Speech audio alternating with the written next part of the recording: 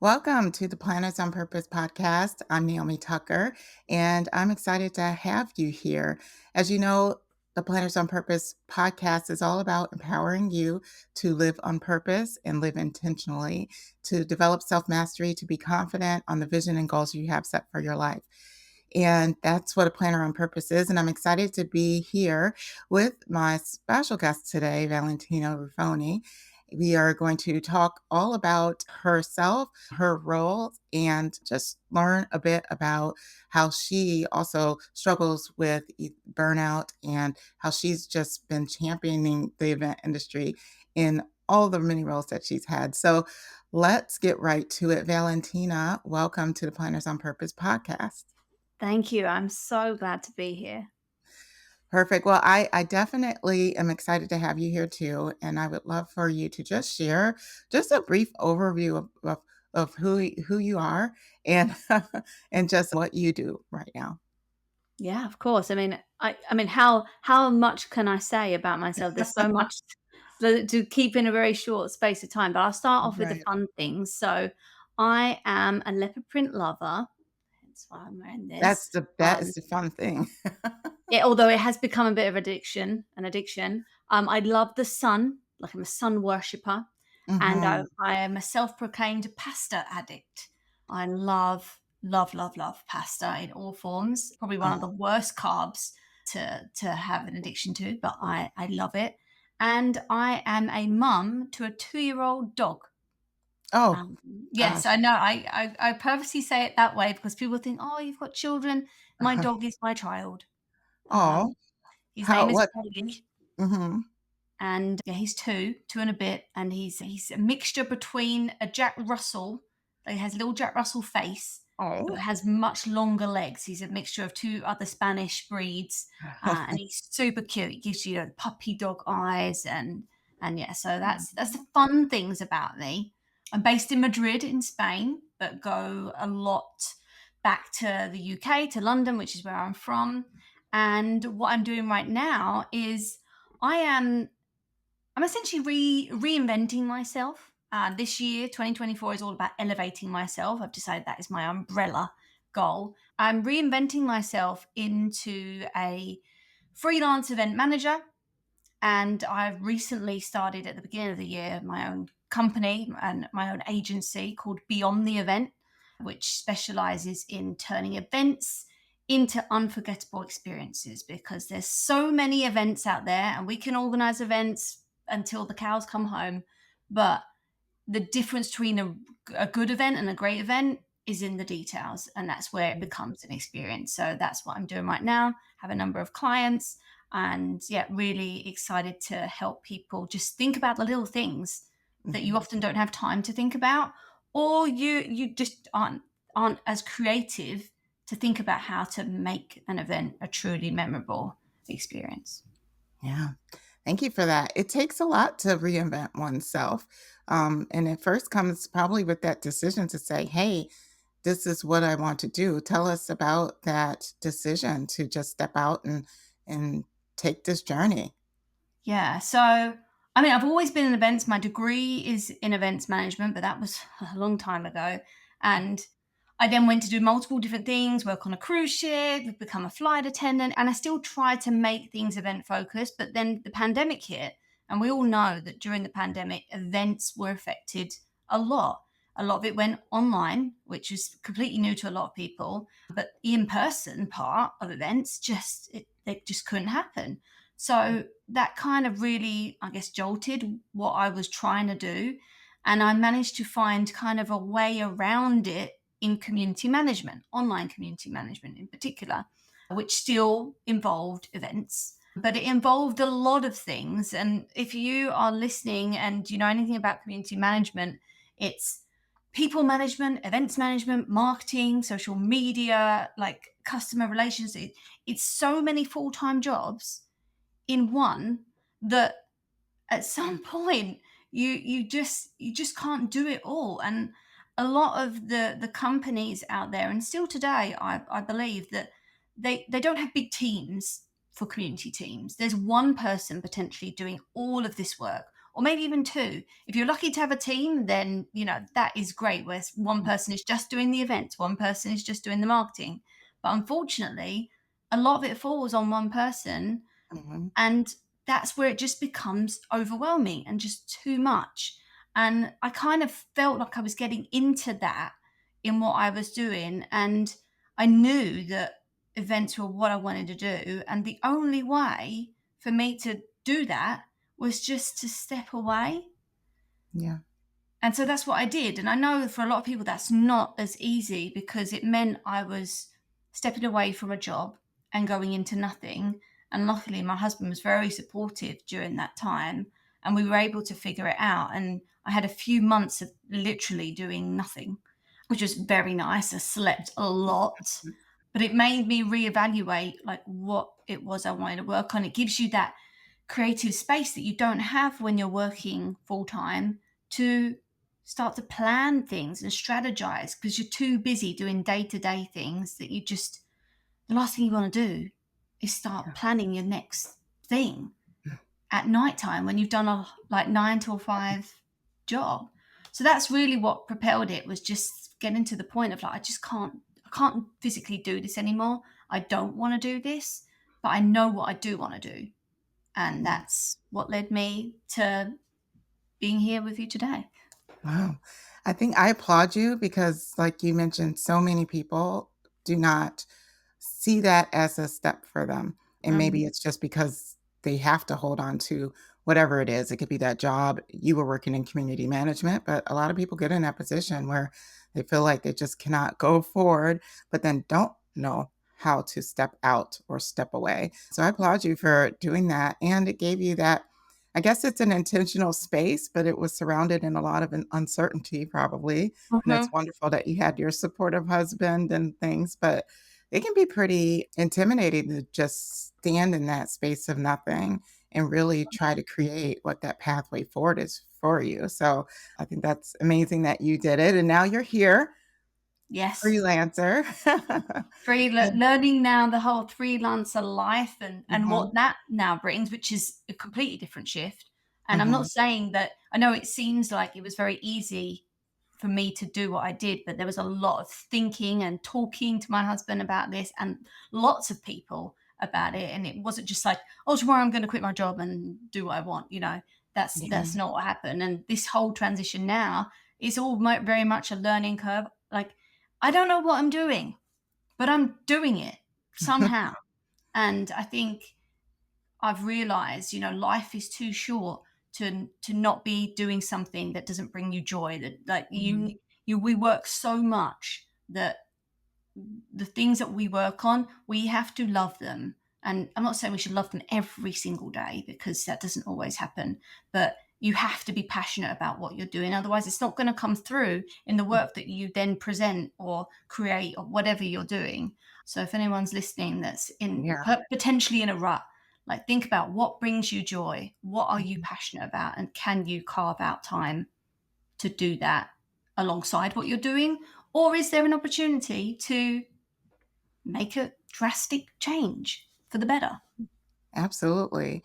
And sometimes it takes having those conversations, right? I talk Yeah. to event professionals all the time. It's sometimes it's having those conversation of, hey, this is what I need to do for me. And Mhm. it can be a tough conversation, but getting that alignment within the people that you're close with, the people that your decision will affect, that is going to be key. And it sounds like you did all of those things, which is wonderful. You've had just quite a lot of experience. You talked about some of the things that you've done in the past, and it seems as though it's been a very, I guess, I would say very, very interesting, very unique perspective with like working on a cruise ship. I've always been fascinated with that, actually, with people that have done that. I would love to just hear about like what's piqued your interest to go to all these different ventures. I know you worked on an airline too, correct? Mhm. Yeah. So, yeah, tell us just about kind of what drives you with some of Yeah. those you've done in the past. So the cruise ships were first, and that was like not very long after I graduated. And my parents used to take us on cruises when we were younger, so I knew about what cruise vacations were like. But actually, at the university I was a part of, Disney Cruise Lines came in because they were building new ships and they were looking for various different staff, different roles. But the problem was you had to be 21 to Oh, go onto the cruise ships. And I, being born in August, you're one of the last ones to turn the ages, so I couldn't go. But it was all very exciting what they were presenting. And actually, I found the job for Celebrity Cruises in a newspaper. This is how long ago it was do when they they do used. that now? They probably don't put jobs in newspapers anymore. I don't think I've seen them. In fact, a Oh, friend saw it and was like, "Hey, I saw this in the newspaper. You should apply." And I did, because that's what you did in 2009, oh, 10. And oh, that before I wasn't knew so it, I was flying to Amsterdam by myself to get on a cruise ship that was going to various different places. And it was crazy, but like it was one of the best experiences of my life. And I did that on and off for about 8 years, which is mm. actually where I met my husband. Oh, nice. Yeah. So it's, yeah, the love boat kind of And just thing. But yeah. exactly. Wow, that had to be just, an amazing experience just, living on the ship. I'm pretty sure there's all sorts of community that was established between you and some of the other shipmates. Yeah, like it's weird because you live underneath in an area that doesn't look anything like what the area for the guests look like. Mhm. And you go to there's the crew bars and crew areas, and you go there, and every night it's the same people. And Mm. it's weird because you would go to a bar on land, as we call it, and there wouldn't be the same people there every night. There's different people, but there's the same people in these bars, and like it's weird because you get to know people very very quickly. Like 1 week on a ship is like a month or more Oh, here wow. on land. So you make like very strong relationships with people, which is why a lot of people then get together, I think, Yeah. because you get to know each other very quickly. But you Mm, make some long lasting friends that even to this day, if I was to see someone I haven't seen in like 5 6 years, you would see them and it was as if you'd saw them yesterday, mm. because the Yeah. bond that you make on there is just so strong. So yeah, the people that I worked with over various years, like I have friends all over the world that I think if Mhm. I was to ever do like a world trip, I could probably stay for free in all the different places because there's so many people around the world. Mhm.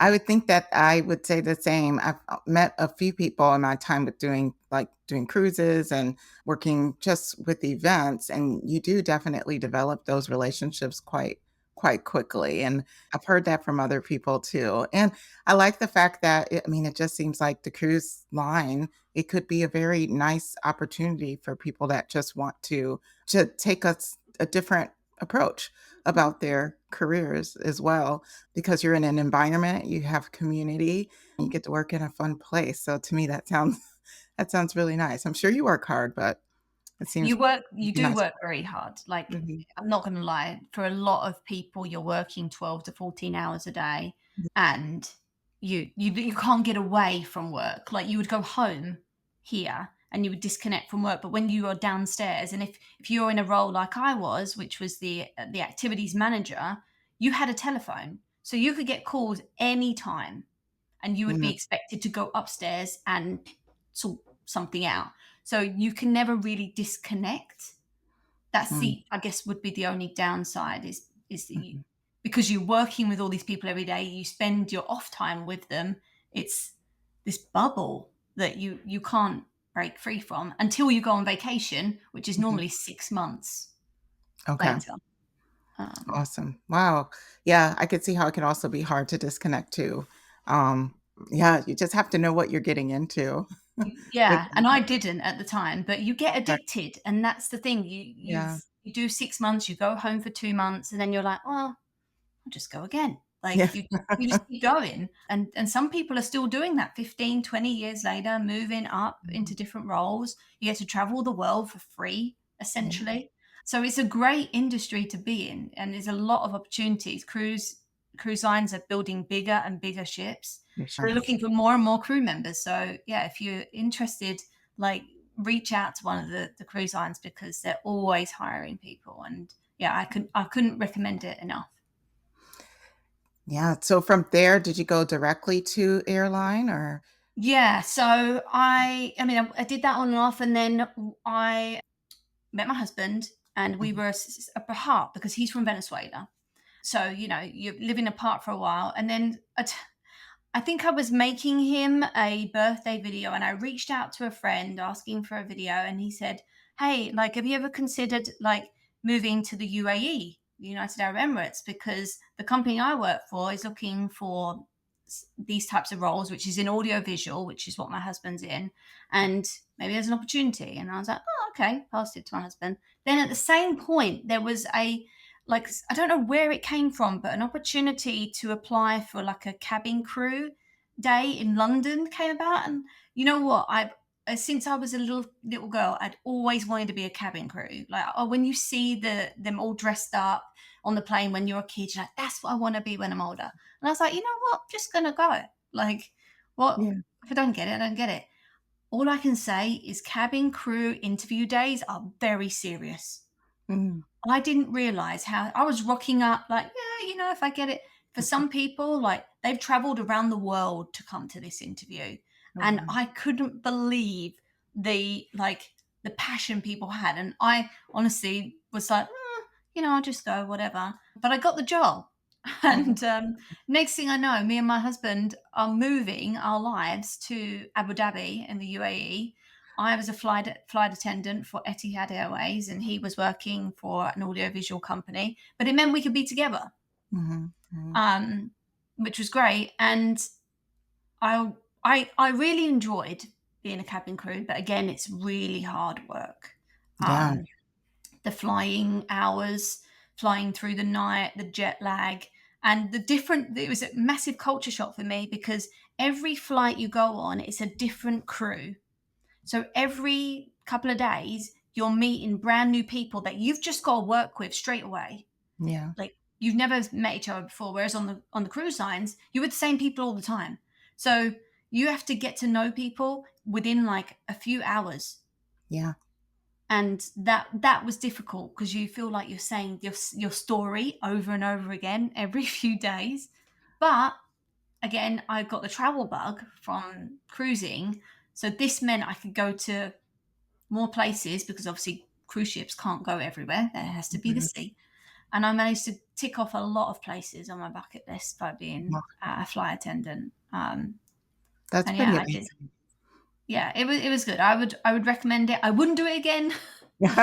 I, You did it, you done you did it, and I got the yeah, that's t-shirt. it, I'm done. exactly. But again another great way to travel the world.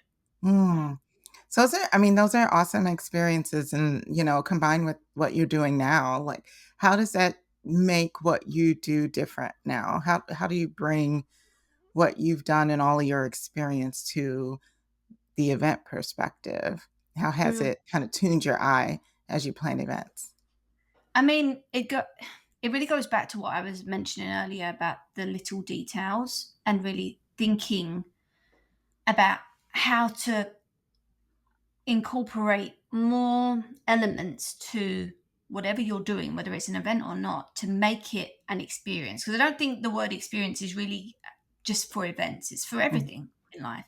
And when I was working on the cruise lines, I mean, I was in the entertainment department. We were organising events, activities, shows, and things were happening not just on the stage. Multiple things were happening at the same time in various different areas of the ship. So it's thinking logistically about that, and how to make, if something's happening on the stage, what can happen around it so that it's fully immersive.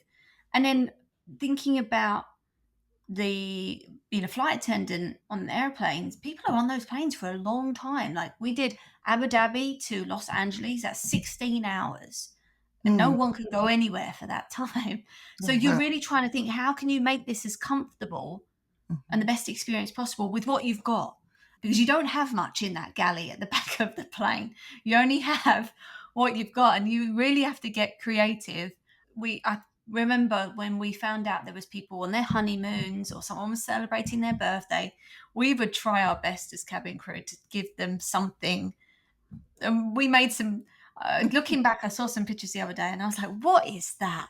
Like, it was this made up dessert of something that we tried to mix together. But you you think about how you can make that experience memorable for someone just in these small details without having to plan it so much. I guess, Mhm. which is something as event planners we like. If we plan everything, Mhm. when you're not planning something or you have to think about something on the fly, Yeah. it's like you go into this like flight or fight mode. Like, oh my god, I need to do this, I need to do that. So I guess those kind of elements have come through into what I'm doing now. I still plan a lot, but I'm also really trying hard Mhm.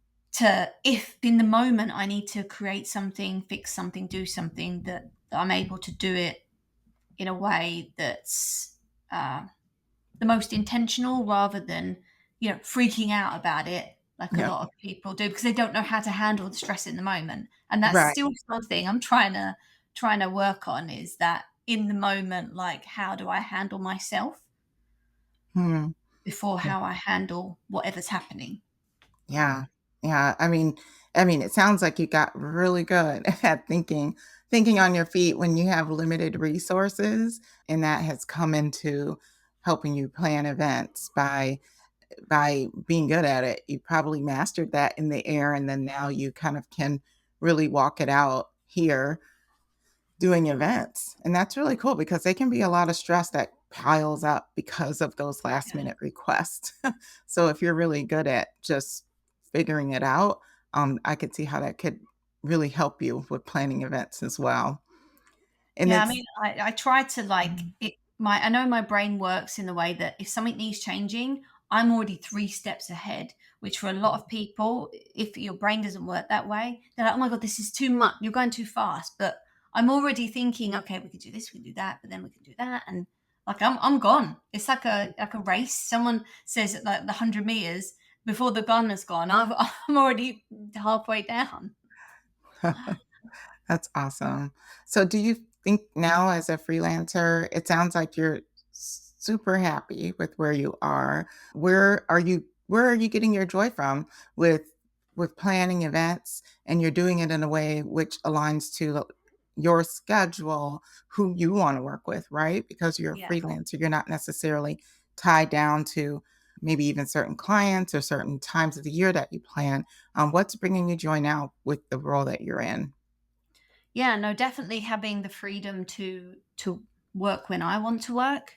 That's definitely helpful. And being able to work remotely is really key because I'm obviously based here in Madrid in Spain, but a lot of what I do is for clients that are in the UK or in the US. I mean, generally English speaking clients is what I deal with because my Spanish is not at a level where I can event plan yet. But what's really bringing me joy is working on events that celebrate something.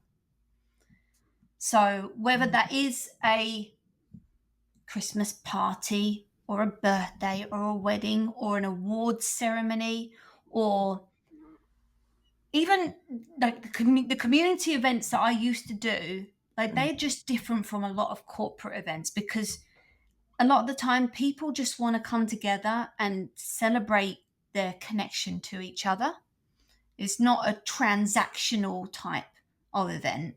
It's really an engagement type of event, and that is what I like to work on. That's what brings me joy because I can stand there or sit there if it's a virtual event, and you can just tell when people are really having a good time, and yeah, that's what brings me joy. yeah, And it's not that corporate events or transactional type events don't bring people joy or they're not having a good time. But when the intention is to celebrate something, it just changes the vibe, in my opinion. mhm. Just the whole intent and purpose for them being at the event is to celebrate. They're already in a celebratory mode in Uh-huh. state, so it makes it really just really easy in a way. It feels Yeah, good. It feels easy good. for them to attend and feel comfortable because there's still a lot of people. We're going Mhm. back to in-person events. I know I say going back and we're like 3 years, 4 years from COVID, but like people still aren't comfortable enough Mhm. like they were before COVID, to go to an event and talk to people or engage. Like we're still having to work as event planners to create those spaces that make people feel comfortable as soon as they come through that door. Because Yeah, if you can't make them comfortable as soon as they come through that door, they're potentially going to stand in a corner, leave early, not get involved in the things that you've planned. So it's really important to make sure that people are coming in feeling comfortable, ready to celebrate in whatever that means to them. yeah, yeah. What would be your, I guess, tips to event planners or professionals to have that experience be memorable or bring more of that joy into planning their events? From your experience, what are some tips that you do that have worked phenomenally? So if you have a community of people already, or if you have a, subscriber list or previous attendees from events that you've done, one thing that works really well is involving them in your event planning, Mm. because they will tell you exactly what they like and what they don't. And let's be honest, as event planners, we spend a lot of time trying to figure out what people are going to like and what they don't, when we could just ask them, Yeah. okay, what kind of food do you want to have at this event? What kind of entertainment? What about the content, the sessions? And you don't have to take all of that and give them everything, but they'll often give you a lot of ideas that you would have never have thought about. So that's one thing, is like planning the event with your existing community, previous attendees, subscribers. And you can do that in a lot of ways. You can do that asynchronous via surveys. You can get them together in person if that's what you can do. But there's lots of different ways you can do that.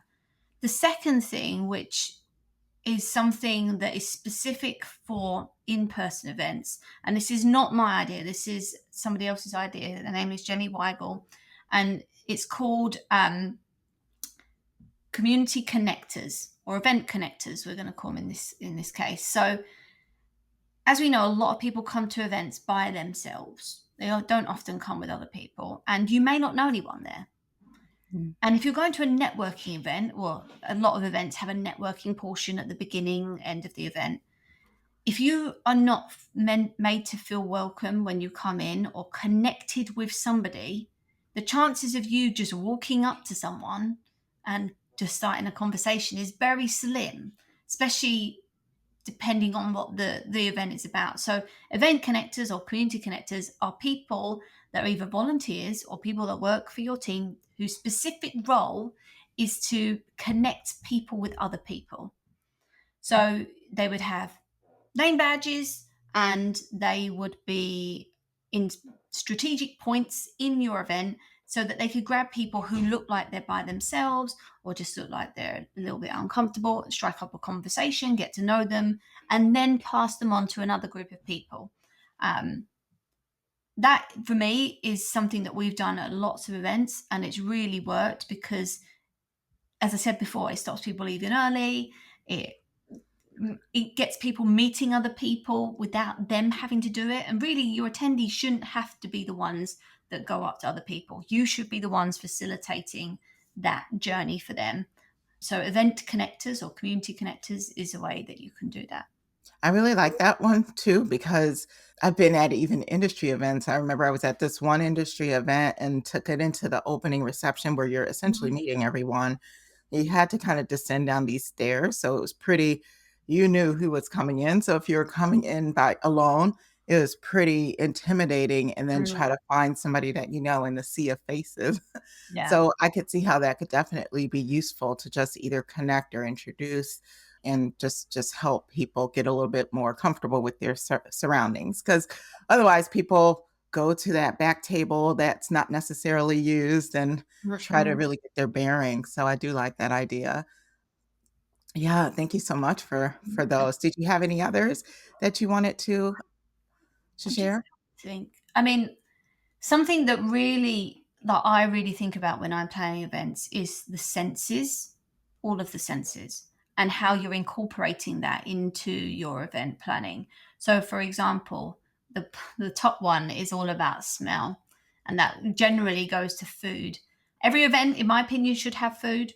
of some sort, whether Mhm. it's a snack like chips or whether it's all the way to a meal like pizza.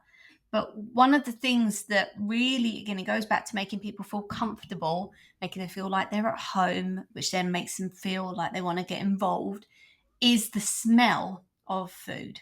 So, for example, if you were to have pizza at your event, you bring pizza in halfway through, people just automatically, well, a lot of people, I'm not going to say everyone, because a lot of people love pizza. That smell just makes you feel like, well, one, it makes you feel hungry, no, and you know you're going to get fed. And then the second thing is you just feel comfortable, you feel at ease. It's like you being at home where you're having pizza in front of the TV. Mhm. Whereas if you were to have something that wasn't necessarily a good smell, the one that comes to mind, this is only because I don't eat it, and that's fish. Yeah. Depending on the fish, it's not necessarily a nice smell for Mhm. everybody. And that can distract people in the wrong ways. People then might want to leave, but like it's thinking about those different types of senses. And it's the same with, having thinking about the space you're in, and is it too hot or is it too cold or is it the right temperature? Like I feel like a lot of people don't think about this when they're planning. They leave it to the last minute because if it's too cold, people are shivering, and that's all you can think about. I'm a cold person. If I'm Mhm. cold, I'm not listening to what's happening or engaging. The same as if you're too hot, you don't want to be near people. You don't want to be talking in the group because you're sweating. And so really thinking about those elements into your event planning and coming up with a contingency plan if something doesn't go right. So for example, if suddenly it gets really hot inside of a venue, what are you going to do to then make people feel more at ease? Can you open windows? Is there air conditioning? Is there an outside area you can move people to? Those are really small things. They're small, but they're big in that it can really change the Yeah. experience for the attendees. And that's what I try to do in my event planning, is really put myself in the shoes of the attendees, because they're the ones who are experiencing this. You as the event planner don't fully experience the event that you've planned Yeah. because you're True. too busy running around fixing things, making sure things are on time. So that's why getting them involved at the beginning Mhm. helps you plan the best experience for them, because they're the ones coming. And they're the Yeah. ones who will shout about it after to other people. Yeah, and that's absolutely important, and I like how you just brought up the fact that, "Hey, what can I do to make it easier? What's that next step if that doesn't necessarily work out right? What is the next step that I can have in my back pocket Mhm. to use, should anything kind of go wrong?" And I feel like when you do that and you're intentional with those things, it really decreases the level of just stress that you experience because you've Mhm. already thought it through instead of having to think about it in the moment. Yeah. Even if Yeah. any of those things don't go wrong, you've got the playbook of what if it does. Mhm, And I, from my experience, I've seen that a lot of companies or planners just don't have that contingency, and mhm. because they think that it's going to work out. But we all know that like as much as you plan and plan and plan, it Something. something will go wrong, or not wrong. Something will not go to plan, should I Mhm. say? And sometimes you will have to jump in the moment, but it's Right. much easier and less stressful if you Mhm. can try and plan ahead of time and be like, okay, this is happening. We're now going to do this like within seconds. Yeah, and then if it doesn't happen, just chalk it up for, "Hey, I have something that I thought of, that idea is pretty dynamic that I can use maybe on the next event, or I have a playbook for that plan B, Yeah. should it ever happen in the future." So, regardless of if it happens on your event or not, it's still an idea that you thought of that can be implemented at any point in time in the future, which is a win-win. Win-win. I We love win-wins. Exactly.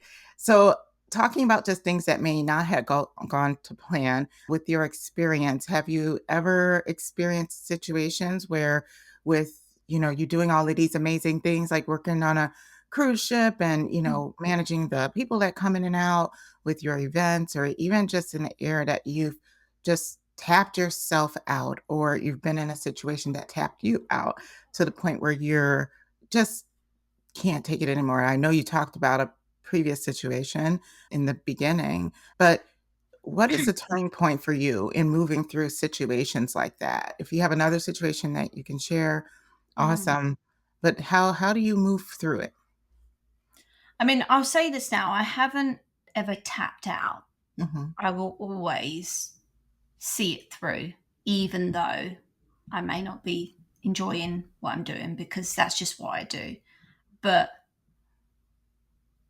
I, f- I guess there's one instance I was organising a virtual event, and this experience has made me realise like what I need from other people mhm, that I'm working with, because I'm one of these people who kind of usually will do everything. And that goes back to the community management thing where you are doing everything. So you're used to doing everything. You don't have anyone to delegate to. Um, so when you then start working within a team and those people are not doing things as quick as you or in the way you would do it, mhm. you end up taking everything. You say, I'll do it. Like, because you just used to doing that. Yeah. Um, and I know by me taking on all of that, which is was the reason for moving away from not from that time in community. It, I get to a point where I start to have a panic attack and I freak out. But Mhm, the way I get through it is I just take a step away for however mhm, many minutes, an mhm, hour, go out for a walk, get away from the situation, whether I'm in an actual event venue or I'm at home or on the airplane. There was nowhere to go apart from the bathroom, so that was the place I went when you awesome. needed to You gotta find a decompress. place, right? Got my place, and because I know, and I feel like a lot of people can relate to this, is that if you react in the moment to something that's not going the way you want it to, that's not often the right. You won't say the right things. You won't do the right things because you're distracted. You're not sure where you are. So you really need to take some time away, and however long that is, that's up to you. But that's Mhm, how I deal with situations: is I take some time away, and mhm, then in this particular instance, when you're speaking with people, and this is again really hard to do, but you got to practice to be able to get good at this, is saying, being honest with people, saying, I don't like the way that this is being done, and always coming back with a solution of like, how about we try it this way, or I don't like the way you said this to me. I'd prefer if you spoke to me in this tone or this way, because if you don't say why you are feeling this way, then often these people don't know, or they don't know why this thing didn't work out. And that again is something I'm working on, because confrontation, right? A lot of us don't like confrontation. So we often just be like, I'm just going to leave it. yeah, But that isn't always the right thing. So stepping away when things aren't going the way you want, and then trying to have a conversation with people or the person to then help both mhm, of you, really, yeah, because this situation could be happening to other people, and if everyone keeps quiet, nothing's going to get fixed, exactly. or the event, that whatever's happening in the event is always going to keep happening. Yeah, So yeah. that's my advice. Yeah, I love it. I definitely like you saying bringing up a safe space, right? Hmm. Every event professional should probably even have that safe space when they're on site or when they're in action that they can go to just take that breath, whether it's a restroom, it's a closet, just find someone. I know sometimes you're in the back of you're in hotels and they're like, "Oh, there's this little room in the back of the house you can go to kind of escape." Yeah. Yes. Whatever it is, it's just so helpful. And I like how you said to take the emotions out of it, because when you're reacting, when your emotions are just, like, so high, it's not ever going to be a really great, uh, interaction. So Mhm. really finding a way to kind of get you back to baseline, right, with your emotions. So I do enjoy that, and I think that what you said about just expressing yourself and, a very just a very it doesn't even have to be a nice way, but just saying, "Hey, I'm gonna call it out, but then yet I'm gonna respond diplomatically, or I'm gonna give you a solution or give you another way of looking at it." I think that's so key, not only just with our teams, but just with the customers and clients and attendees we work with, because Yeah. many times you calling it out is exactly how things can change in the future. And a lot of people definitely struggle with that. We're service people. Mhm. You know, we like to say, yes, yes, yes, we'll do it, or Oh, yeah. we'll stuff it. We'll stuff what they say down and just deliver. But then in doing that, nobody really knows what the challenge was in the first place. So Yeah, I think and that's important. you're not able to move forward, like, Mhm. professionally as yourself, you're not able to move forward, and then for your event planning, like, your events and are always gonna be the same. They're never gonna get better if you don't address the problems Yeah. and why they're happening. And you mentioned the emotions, and something that came to mind is that, like, event planners, I mean, in general, and a lot of people, but we're so passionate about events that we organize. Like, they're our babies. So when something goes wrong, like, it really affects our emotions. Like I'm a crier. I'm going to put my hand up, but you can't cry like Mhm. in the middle of like your event. So that's why having that safe space to go and do what you need to do for a Mhm. moment is so important for yourself and for the whole event as well. So yeah, Yeah. start to practice that if you don't already. Um, Yeah. this is so Yeah. important. Very true. I just keep thinking about in my head, it keeps coming, like event planning is a creative process too, right? So Mhm. when at times you're not just creating it alone, you have everyone else coming in with their say, and instead of like getting to the point where you're just like being an order taker, right? Where you're just taking orders and creating, it has to be like that creative process. So many times that means you do call it out. You do have this interaction, with your clients, customers, attendees, your team. It's necessary, right? In order for you to get the best possible outcome. So, yeah, I really like that. I think we kind of stumbled on something huge One there. thing I want to add as well, like, if you struggle to have these conversations in general, what's really worked for me is having a network of event people that you can, rant to, decompress to, just message in the moment saying, are you free to chat? And just because I feel like we're very like open people then, and that we're there to help each other. So if you don't have a network of event people, find them. Mhm. LinkedIn is my favorite place to go. That's when me and Naomi Yeah, met. we met. Um, and yeah, have those people around you that can help you and you can help them, because it often is quite a lonely job, especially if Mhm. you're the only event person, you don't have a team, or you don't have someone on your team that understands the way you feel.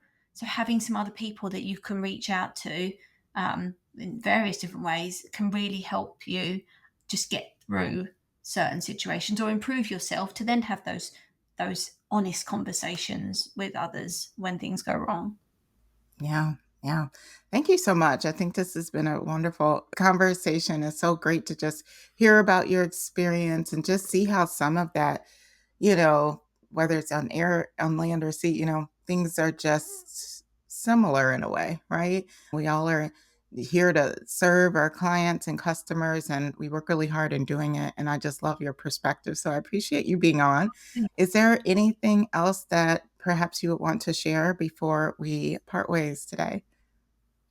No, I think I mean, if anyone wants to connect with me, as I said, I love LinkedIn, so you can find me at I am Valentina Ruffoni on LinkedIn, and yeah, let's connect. I'm constantly building my network, so anybody that wants to reach out, let me know. But yeah, happy event planning. Yes, yes. Well, before I let you go officially, I just have some rapid fire questions. We do Whoa. this often on the Planners on Purpose podcast, and it's just to get to know you better, although you did give me a run for my money because you said a lot of things at the beginning.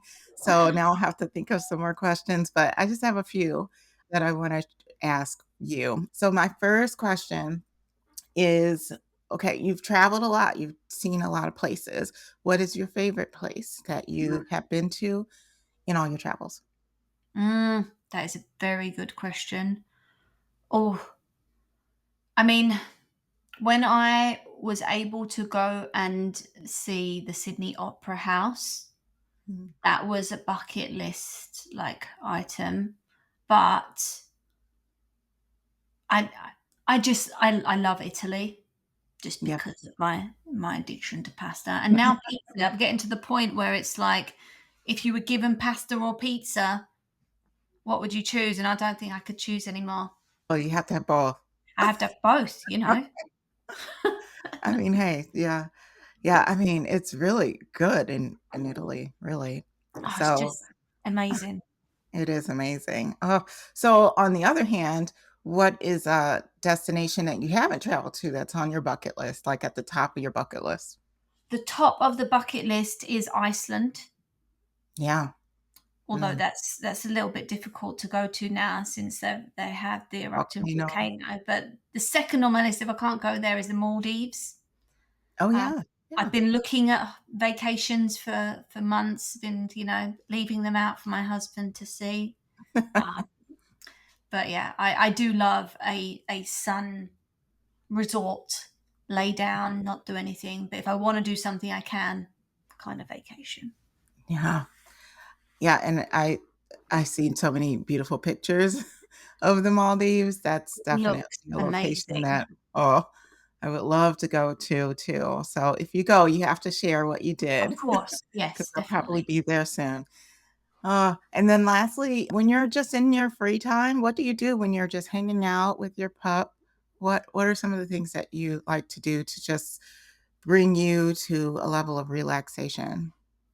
So at home, when I'm with Ollie, we're literally just in front of the TV watching. I say we, I am watching Netflix, and he's usually just laying in between me. I'm a big fan of crime documentaries, Okay, prison programs. I don't know why. I just love them. So that's what I do when I'm with him. that's awesome. Thank you. I think that's pretty awesome. I love to getting to just know you a little bit more and hear about your experience. It's been a pleasure. And I'll just let everyone know how to get in contact with you. The links will be in the show notes. But Valentina, thank you so much for being on the Planners on Purpose podcast. It was just a pleasure. No, Appreciate you. thank you. I had a great time chatting. Lovely. Have a good one. Bye. And bye. And thank you so much, everyone, for joining this episode. And we will see you next time. Until then, stay on purpose.